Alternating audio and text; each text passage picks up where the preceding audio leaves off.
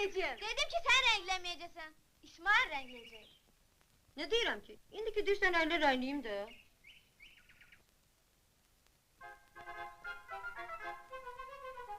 Renkler. Bak belə. Çok döyürdün, Dakika. dökülersen yol çekmeye. Gideceksen boş tutmadı arzun İsmail. Çok oyalandın, ayılan tezden uyandın. Bəs ne oldu tikintiye gitmedin kaldın. He, gitmedin Sen kaldın. yine başladın. Uşaqlar! İsmail sənətlə duruşun! İsmail! Al!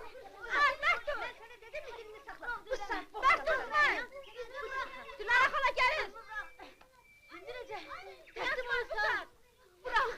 Bu saat bırak! İsmail! Bunların hamısının günahı səndədir! Atam mən tikinti aparmadı! Aparmadı! İndi də Səməd! Görərsən, elə bu gün çıxıb gedəcəyim! İsmail, dəli olma, alnı başına yiyir! Görərsən, bir də evə qayıtmayacağım! İsmail dayan! Hara gidirsən? İsmail! İsmail kayıp! İsmail!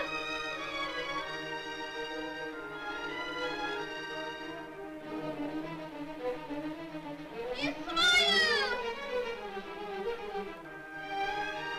Hara gidirsən? İsmail kayıp!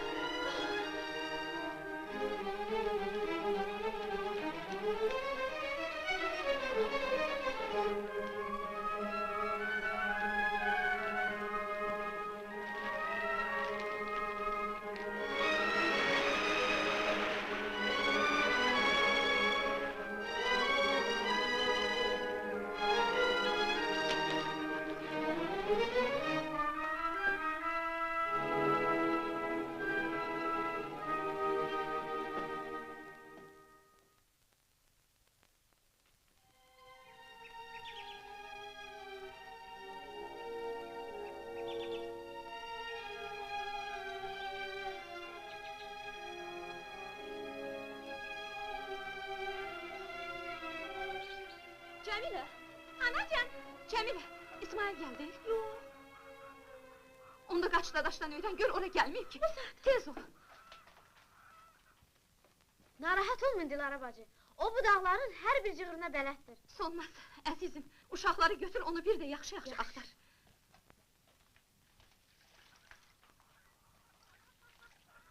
Qəmər xala, bəlkə sən biləsən.